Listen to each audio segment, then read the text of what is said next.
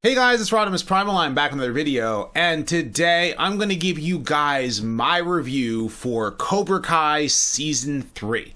And this show is finally aired on Netflix. I binge watched the whole thing as soon as the show had finished airing, and let me tell you something.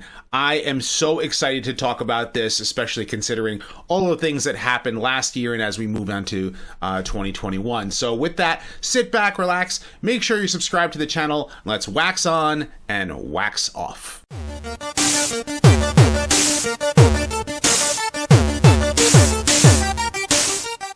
Okay, so before I actually talk about the show, I do want to give a little bit of house cleaning, especially considering that I haven't made a video on this channel for a little while because I've been focusing on my main channel, and I do want to bring more content to this channel moving forward as much as I can. It's just going to take me some time to get stuff that I really feel passionate about talking about, whether in good, bad, or ugly, whether it be something exciting like Cobra Kai or a rant like maybe Star Wars or Thundercats or something like that. So you'll see quite a bit more.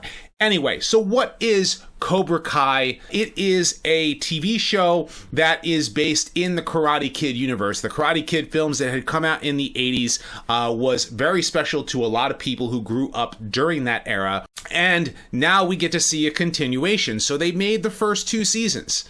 And the first two seasons ended on a ginormous cliffhanger, and after the show had finished season 2, they decided to make the move from YouTube Red to Netflix, and it was a really smart decision because it opened the door for a lot more people to be able to see the show, because I missed out on it when the first two seasons aired, and when it came on to Netflix now it's last year, it's 2020 that it had come out. The show came out, I marathoned through the show, loved every minute of it, and it is one of the smartest continuations of a franchise I've ever seen. Even more than Creed. Creed was done pretty good. Cobra Kai continues the Karate Kid franchise so much more and does it in strides, really pays attention and gives a lot of callbacks for older fans while exciting new ones with brand new characters. It's something that Star Wars could take a lesson in how you continue a franchise by taking characters that people love and that they cherish, because whether they are good, bad, or ugly, they, now that they get to have their time in present day, we can have those characters exist, and then we can add a whole brand new set of characters and care about them both. Well, that being said, season 3 comes out and it's left on a cliffhanger. Now, if you've not seen Cobra Kai, this is a spoiler for the end of season 2, is that there's this huge brawl, and the brawl happens in school, and it's nuts. It's one of the oh my god, this is happening moments of season 2, and Miguel gets hurt. And because he gets hurt, it causes the universe of the series to basically crumble upon itself, because it seems like everything is falling apart by the end of season 2. It leaves you on such a cliffhanger that you can't wait for season 3. And it continues on. They also give a memorial right at the beginning of the show to Robert Garrison, who his character actually died in Cobra Kai season 2, and the actor himself was actually sick, and he did end up passing away after season 2 had aired. So they gave a memorial to him, and that was a really good shout out as well. And the way that the season 3 continues is that we get to see how these characters have grown and developed, and how they're changing each other for the better. How Kreese is more of a villain, how Daniel has to learn the basics of Miyagi-Do, and how Johnny has to overcome quite a bit of obstacles. And I would even say the same thing about Sam and Hawk and so many of the characters, and Robbie. They all have a pretty big arc throughout season 3, and by the end of it, I was just sitting there saying to myself, man, this is just as crazy as season 2 was, and I can't wait for season 4. It literally left me saying, why did season 3 just end here? Why can't we just have season 4 now? Like that's literally how the show has left me. And I think it was probably one of the most well done continuations of the series. It also pokes fun at some things that are in current culture that I think need a lot of poking, especially nowadays where they're trying to change the language of how we say certain things.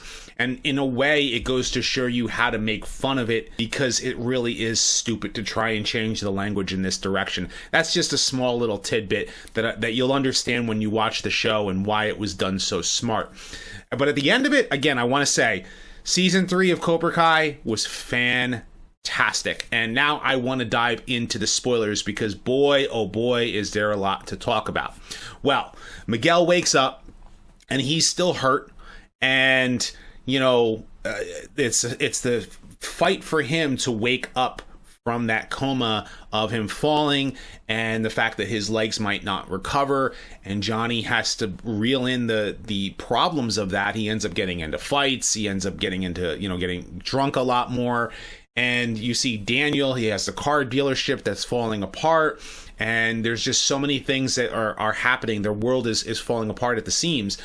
Samantha is dealing with such a problem of fear. The fight at the end of season 2 left her scarred. She actually has physical scars on her arms from that brawl, and she's like the flashback of it. It's almost like a PTSD to her. She has to overcome that fear, and how she actually does by the end of the season was done so smart, but it was done in a way that I loved the father and son dynamic. I'm a dad, so I mean, I hear it's his greatest father in the universe, right? So I care about my kids, and I want to see what's best for them, and to see Daniel really going out of his way to make sure that Samantha is taken care of. Speaking of which, they brought back the brother for one episode of an appearance, and it seems that he is a little bit thinner, which is kind of interesting, because in season 1 I think it's the same actor. I'm not sure if it was the same actor. I didn't double check, but it seems that he's lost a little bit of weight, which is not a bad thing considering all of the since gyms are locked down in my area. So it's something that I love how the family dynamic. I also love the fact that Amanda had something to do. She herself sees Kreese as an evil villain.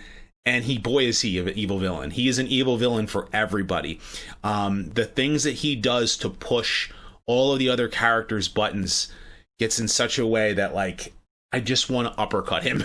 But that goes to show you a good villain. How you make a good villain and make him, stay and remain that villain throughout the show was done so well. They also show his backstory. They go back to Vietnam when he's in basic training, and when he also go to like when he's just a server at a diner, and he ends up going to Vietnam, learning martial arts while he's there, and it kind of like why you learn the origins of Cobra Kai karate as well as Miyagi-Do. And Daniel takes a trip back to Japan. He actually goes to Japan for the reason to save the car dealership, and when he goes back to Japan, he fails. Well, he ends up traveling to Okinawa afterward, and I'm so glad they did, because they brought back Kumiko, and they did something in the show with Kumiko that I was so glad that they did, and I'll explain to you why. Because when they bring back Ali, there's parallel between Daniel and Johnny that I was so glad that they did this. They bring Kumiko back, and Daniel goes to Okinawa and sees that the village is now a mall. So when they bring Kumiko in, I honestly thought that they were going to do something stupid. That maybe that season 3 would be where they jump the shark and break up relationships and stuff. And because they were reigniting an old flame here, because Kumiko and Daniel had something in Karate Kid 2, just as much as you could say with Ali in Karate Kid 1, and you kind of see that. You still see that the spark is still there, but they so wisely did this. This is one of the best moments in the show, was when instead of actually like pushing them to do something, to actually like kiss or something, Chosen comes in. And it was like perfect timing, because it broke up that tension in a way. And so Chosen comes in and he ends up training with Daniel. And that's a redemption arc in and of itself, because they fought to the death and Daniel chose to spare him. And it brought, Chosen like actually, decided to overcome his shame by relearning basically the tenets of Miyagi-Do karate. And he ends up training Daniel now in the present.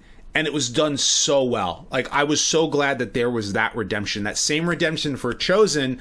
Obviously, we want to see with Daniel and Johnny, and that literally takes in the entirety of season 3 to do that. And I'm so glad that they did that as well, because they brought Ali back. And when they did, there was basically, she acted as let's put the axe down, because the same thing, what ends up happening with Johnny is that he ends up sleeping with Miguel's mom, Carmen. And, you're like, please don't mess this up. Don't mess this up, because we have been seeing the progression between the characters, between Johnny and Carmen. And we finally get like that moment with them, and then Ali shows up in the picture, and you're totally picturing that there is going to be a moment where they're going to end up kissing, and it's going to end up screwing up the relationship between, Johnny and Carmen, just as much as we thought that it could be possible that Amanda and Daniel could have had their relationship have a thorn put in it with Kumiko, and they decide not to. And it was done so well. And I'm actually very, very happy that they did that. That they gave you the hints that there is still like some spark left in that, but the present still has to continue. Like, these reunions are great, but you can't really reignite those old flames without burning a lot of more bridges than you've created over your life. And that was just done very smart, very, very smart. In fact, if anything, it brought everybody together.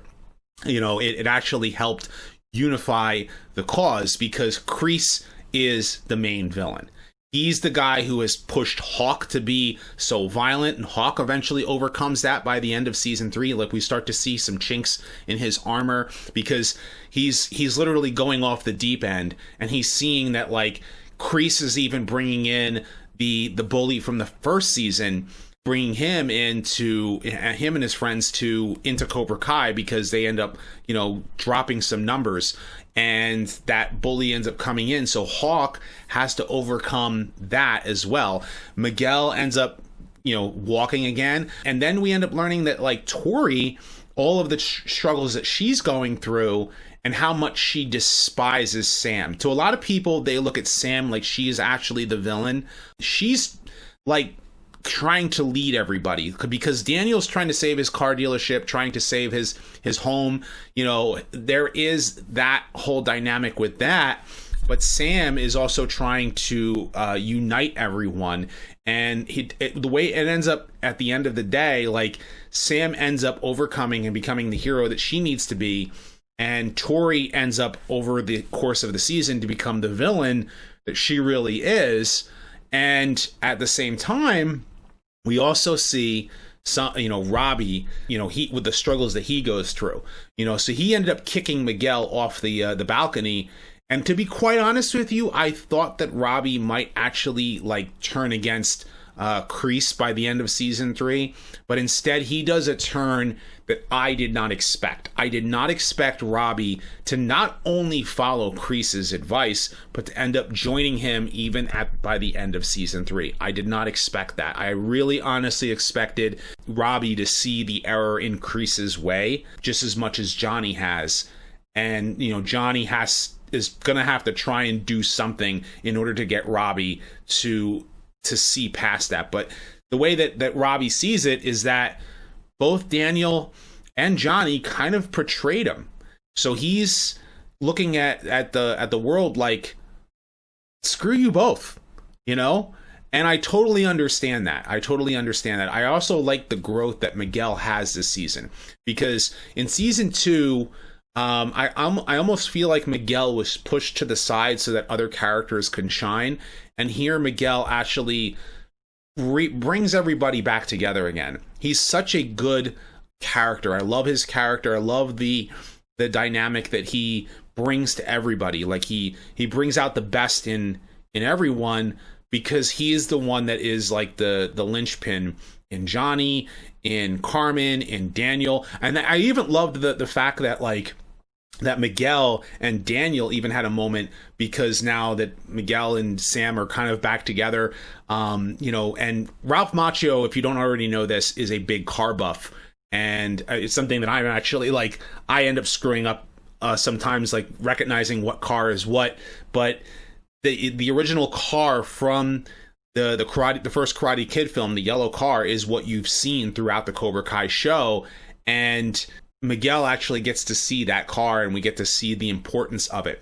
We also get to see by seeing the origin of Miyagi-Do karate when they go back to Okinawa. I know I'm bouncing all over the place, but this show just like, there's so much to talk about. Like they end up going back to Okinawa, and you know, not only does Kumiko come in, but the little girl that they saved, that Daniel saved during the typhoon in Karate Kid 2, shows up again, and that's what ends up saving the car dealership. That was done so well. I was like I literally had a moment where I was just like, the show is so good. It was just so good. I can ramble on about this show for hours on end. Now, one of the things that I absolutely loved about the show, loved about Sam's story, was she has to overcome fear. It was a link back to Karate Kid 3, where Daniel had to overcome fear, and Sam had a moment where she watches, you know, Tori just, so she actually ends up breaking Dimitri's arm, and you know, Sam just freezes. She doesn't know what to do. And Daniel, you know, has to like tell her to overcome that fear. And when she does, at the end, where she watches the picture of Mr. Miyagi get broken, which, by the way, when they go back to Okinawa, this is actually important to that moment. When they go back to Okinawa, we do learn that Mr. Miyagi was there when Daniel was teaching Sam when they were younger. And so Mr. Miyagi did get to meet Sam. So when that picture gets destroyed, you see her like that, like she's overcoming it. And it was such a great moment, because she stands up and says no more, like, and she ends up fighting Tori to the point where everybody who is now like left the dark basically all come in at the same time, and Tori has to leave. It was that was just really done well. And the other thing that was done well was the fight with Johnny versus Kreese at the end, and Daniel comes in to help, and also the things that he learned in Okinawa was fantastic. And at the end of the show, Cobra Kai has Kreese and he has Robbie, but now Daniel and Johnny finally are together, and they have all of the students that are loyal to Johnny and all the students that are loyal to Miyagi-Do and Daniel are all together, and the In the Air Tonight comes and plays, and boy, oh boy, was I just floored. Like, that to me was the moment where I was like, I need more of this show. This show was just that good. And I've told you guys before that, you know, Karate Kid was a very important film for me, because growing up, I was bullied. I ended up moving from New York to New Jersey and got bullied because of my skin color. I got bullied because of my hair. I got bullied because I was a nerd. I got bullied for everything. And so just as much as Ninja Turtles is important, so is Karate Kid. So the way that they've handled this franchise is done so well. And I want to say very much like that Star Wars could take a lesson in this, especially after the way that the Disney trilogy went. And whereas Cobra Kai has just done strides to make sure that they not only ignite the passion and nostalgia for older fans like myself, but they bring in the excitement for new fans as well. You know, with these new characters, you care about Sam, you care about Tori, you care about Robbie, you care about Miguel, you care about, Miguel's family, you care about all of that. And yet you still want to see, you know, Ali Mills come in. You still want to see Kumiko come in. You want to see how they're going to handle Kreese. You know, how that is done is done in such a manner that by the end of it, you're begging for more. You know, I want to see where they go with season 4. And one last point that I want to make is that some of the characters that returned from season 1 that are returning in season 3 that weren't in season 2, there's characters that are missing in season 3 as well, like Aisha, and we hear about what happened to her, that her family moved. I'm hoping that she returns in season 4, but the door, like what they have said, is that the door is always open for these some of these characters that do leave. It is felt that they're missing, so when they do return, it is just as important for their return as well. And so I'm hoping to see where they go with it in season 4. But I want to know what you guys think. What did you guys think of Cobra Kai season 3? If you guys seen it, of course, leave your thoughts in the comment section below. Be sure to thumbs up this video and subscribe. Check out my other videos as well on this channel and on my main channel, which is more about Transformers stuff. And I'm going to continue with nerdy talks, rants, and more on this channel, so stay tuned for all that. And as always, guys, until next time, till all are one.